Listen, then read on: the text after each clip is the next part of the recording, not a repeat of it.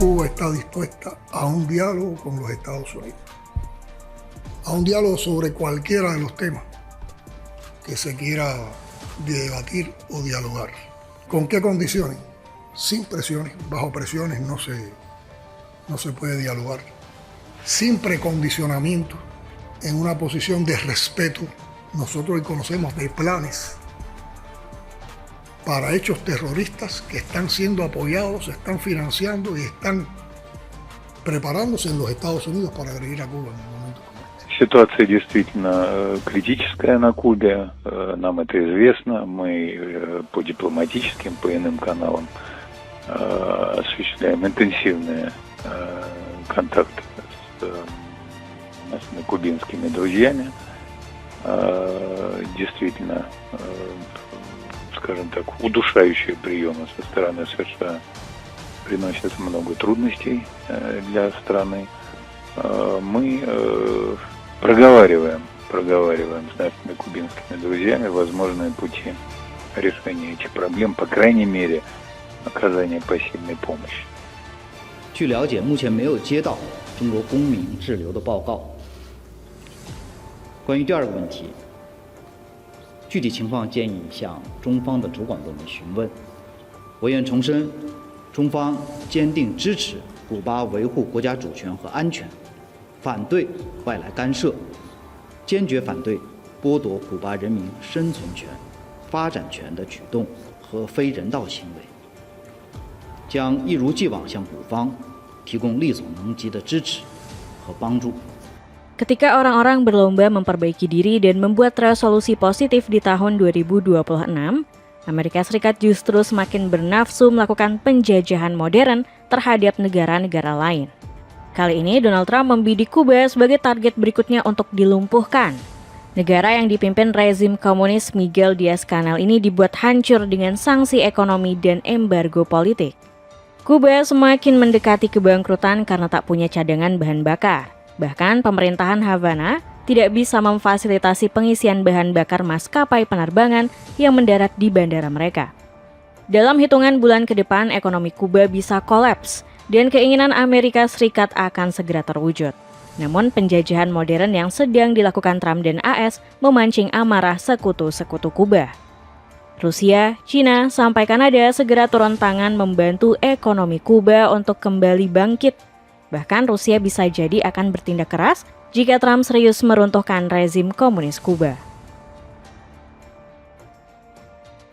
Kuba menuju kebangkrutan gara-gara blokade Amerika. Bayangkan di era modern saat penjajahan dan perang tidak lagi mengancam kita, ada sebuah negara yang terancam mengalami kebangkrutan dan menuju kolaps. Negara tersebut adalah Kuba, sebuah bangsa yang terletak di wilayah Laut Karibia. Pemerintah Kuba bahkan tidak punya cadangan bahan bakar aftur untuk maskapai penerbangan yang datang ke negaranya. 9 bandara yang tersebar di Kuba terancam lumpuh dan mati total akibat krisis tersebut. Dan semua kekacauan yang terjadi di Kuba ini adalah ulah Donald Trump dan Amerika Serikat.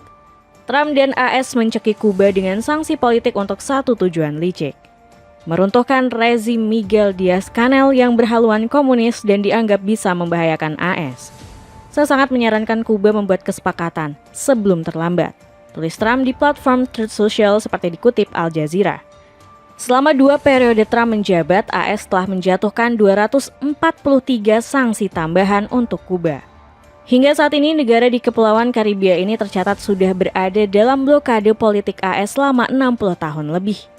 Pada 2014, media Reuters mencatat Kuba merugi hingga 116 miliar dolar AS atau sekitar 45 triliun rupiah akibat sanksi yang dijatuhkan oleh Paman Sam.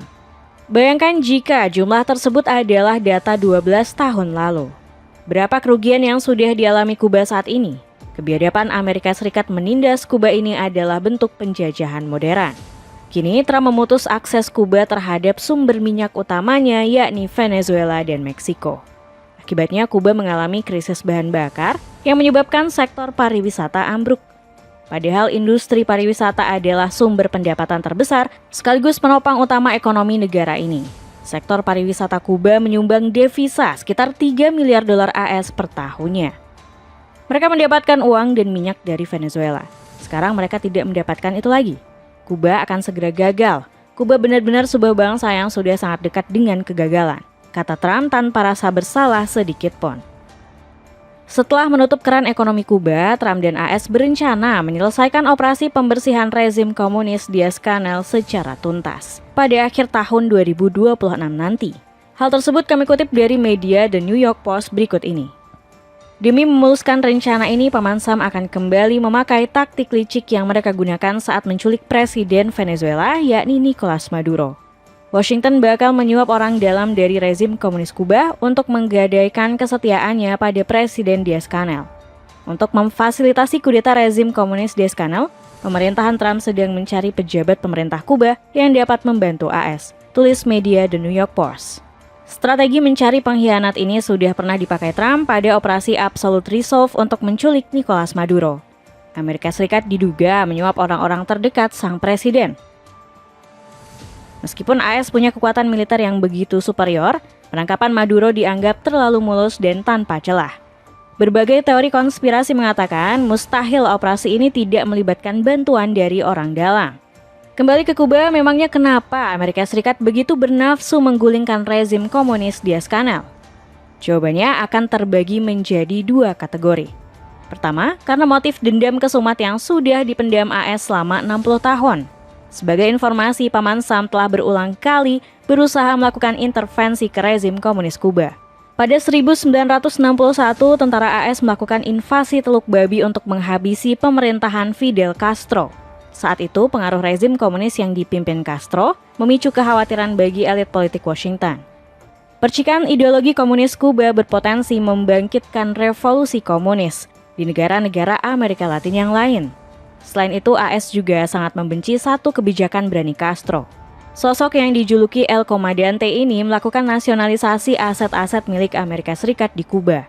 Castro menyita habis properti, kilang minyak, bank dan perkebunan gula milik AS senilai lebih dari 1 miliar dolar AS. Hasil nasionalisasi ini kemudian dibagikan ke rakyat Kuba untuk menaikkan kesejahteraan hidup mereka. Faktor kedua adalah kedekatan antara Kuba dengan Uni Soviet yang sekarang menjadi Rusia.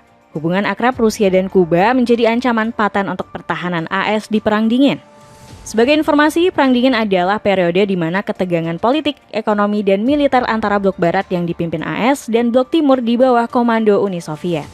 Bergabungnya Kuba ke kubu Uni Soviet di Perang Dingin dianggap AS sebagai pengkhianatan. AS merasa Kuba adalah tetangga jahat di belakang halaman rumah mereka yang sewaktu-waktu bisa menjadi base camp untuk musuh. Mengapa Paman Sam begitu takut dengan kedekatan Kuba dan Rusia? Alasannya karena jarak Kuba dari Florida hanya berkisar 145 km yang membuat pertahanan AS sangat rentan untuk diserang Uni Soviet. Kedekatan geografis ini membuat banyak rakyat Kuba yang bermigrasi ke Amerika Serikat. Mereka bahkan membentuk komunitas diaspora Kuba yang cukup kuat di sana. Lebih ironis lagi, banyak warga keturunan Kuba yang sekarang masuk ke dalam pemerintahan Trump. Salah satunya bahkan menjadi tangan kanan sang presiden, yakni Marco Rubio, selaku Menteri Luar Negeri AS. Ya, bayangkan bagaimana perasaan Rubio, tanah kelahiran orang tuanya, sedang diacak-acak oleh rezim Trump. Namun Rubio mungkin sudah mati rasa dengan Kuba. Ia justru menjadi pejabat Gedung Putih yang paling mendukung rencana penggulingan rezim komunis Kuba. Rubio bahkan terus berusaha merendahkan bangsa moyangnya dengan meninggikan Amerika Serikat sebagai negara barunya. Orang tua saya kehilangan segalanya, rumah mereka, keluarga, teman-teman, bahkan negara mereka. Tapi mereka telah menemukan sesuatu yang lebih hangat untuk menjadi rumah, Amerika Serikat, ucap Rubio. Sneakers keren bisa buat sekolah dan olahraga cuma 100 ribuan aja, cek link di bawah ini. Rusia, Cina, Kanada turun tangan menolong sahabatnya. Kebiadaban Amerika Serikat dan Donald Trump di Kuba memancing amarah sejumlah negara. Rusia yang dikenal sebagai sahabat dekat Kuba segera memberikan respons keras. Vladimir Putin dikabarkan ngamuk karena sekutunya diacak-acak oleh Trump. Presiden Rusia ini segera memerintahkan para pejabatnya untuk bergerak menolong Kuba. Hubungan dekat Putin dan Presiden Kuba Miguel Diaz-Canel sudah terjalin lama. Diaz-Canel disambut dengan hangat saat berkunjung ke Rusia pada tahun 2025 lalu. Situasinya benar-benar kritis di Kuba. Langkah-langkah mencekik yang diterapkan oleh Amerika Serikat menyebabkan banyak kesulitan bagi negara tersebut. Kami sedang mendiskusikan solusi yang memungkinkan dengan teman-teman Kuba kami. Kami akan menolong mereka, tegas juru bicara Kremlin, Dmitry Peskov. Jika eskalasi konflik meningkat dan terjadi kudeta rezim Diaz-Canel, bukan mustahil Rusia bakal terjun langsung. Selama ini hubungan diplomasi Rusia dan Kuba sangat dekat. Pada tahun 2024, militer Rusia dan Kuba pernah menggelar latihan bersama. Rusia bahkan sempat mengirimkan 4 kapal selam bertenaga nuklir di perairan Karibia. Rusia seolah tengah memamerkan kekuatan mereka di belakang halaman rumah AS. Konvoi 4 kapal selam bertenaga nuklir tersebut menjadi aksi militer terbesar Rusia di Kuba dalam beberapa tahun terakhir. Kemesraan diplomasi Rusia dan Kuba yang terus menguat jelas bikin Trump kepanasan. Paman Sam seolah kembali dejavu dengan suasana perang dingin. Ketakutan AS terhadap aliansi Rusia-Kuba semakin valid setelah 2 negara tersebut memperkuat fakta militer. Dengan fakta militer ini, Rusia dan Kuba bisa melakukan latihan militer bersama, menerima pasokan senjata dan mengizinkan pangkalan militernya Rusia berdiri di negaranya. Selain itu, Rusia juga tetap akan memasok minyak ke Kuba di tengah ancaman embargo Amerika Serikat. Respon keras juga ditunjukkan oleh Cina yang terhubung dengan Kuba lewat ideologi politik komunis. Cina dengan teguh mendukung Kuba dalam menjaga kedaulatan dan keamanan nasionalnya, serta menentang campur tangan asing. Kami akan selalu memberikan dukungan dan bantuan kepada pihak Kuba sesuai dengan kemampuan terbaik kami, tegas Lin Jian selaku juru bicara Kementerian Luar Negeri Cina. Negara tetangga Kuba di benua Amerika juga menyatakan solidaritas mereka. Meksiko terus mengirimkan bantuan kemanusiaan untuk rakyat Kuba meski dilarang oleh Trump dan AS.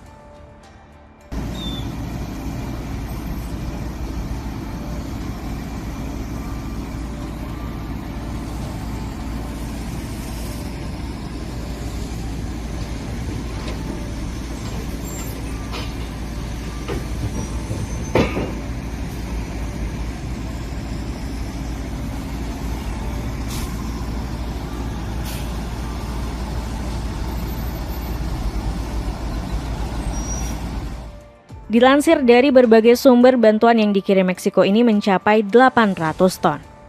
2 kapal pendukung logistik Angkatan Laut Meksiko, Papaloapan dan Isla Holbox, diberangkatkan dari pelabuhan Veracruz dengan membawa total lebih dari 814 ton bantuan untuk masyarakat Kuba. Kapal Papaloapan mengangkut sekitar 536 ton bahan pangan pokok serta produk kebersihan, sementara Isla Holbox membawa lebih dari 277 ton susu bubuk. Presiden Meksiko Claudia Sheinbaum menegaskan rakyat Kuba tidak sendirian. Mereka akan mendapat dukungan dan solidaritas penuh dari Meksiko untuk menentang embargo AS. Akan ada lebih banyak dukungan. Rakyat Meksiko selalu solider. Tidak ada yang bisa mengabaikan situasi yang saat ini dialami rakyat Kuba akibat sanksi yang dijatuhkan oleh Amerika Serikat, tegas Sheinbaum. Kecaman keras juga disampaikan oleh Presiden Kolombia Gustavo Petro atas krisis yang menimpa Kuba. Petro yang sempat menjadi target penculikan tentara AS menyebut kejahatan Trump sudah melebihi Adolf Hitler. Apa yang Trump lakukan pada Maduro bahkan tidak pernah dilakukan oleh Hitler, Franco atau Salazar. Amerika Latin harus bersatu atau kita semua akan diperlakukan sebagai budak rendahan oleh AS dan Trump, tegas Petro. Berkat dukungan para sekutu dan negara tetangga Amerika Latin, Kuba berani melawan. Presiden Diaz-Canel secara terbuka menantang Amerika Serikat dan Trump untuk berdiskusi dengan satu syarat. Ia tidak ingin disetir dan ditekan oleh kesepakatan busuk buatan Trump dan Paman Sam. Cuba está dispuesta a un diálogo con los Estados Unidos, a un diálogo sobre cualquiera de los temas que se quiera debatir o dialogar. ¿Con qué condiciones? Sin presiones, bajo presiones no se puede dialogar. Sin precondicionamiento, en una posición de respeto. Nosotros hoy conocemos de planes para hechos terroristas que están siendo apoyados, se están financiando y están preparándose en los Estados Unidos para agredir a Cuba en un momento como este. Rakyat Kuba juga menunjukkan perlawanan dengan menggelar unjuk rasa. Di tengah krisis ekonomi, mereka tetap teguh menjaga nasionalisme dan menolak imperialisme modern AS dan Trump. Bahkan masyarakat Kuba masih sempat menggelar demonstrasi mendukung rakyat Palestina di tengah kondisi mereka yang serba sulit. Para nosotros es un gran honor estar acá en clave della lucha antiimperialista.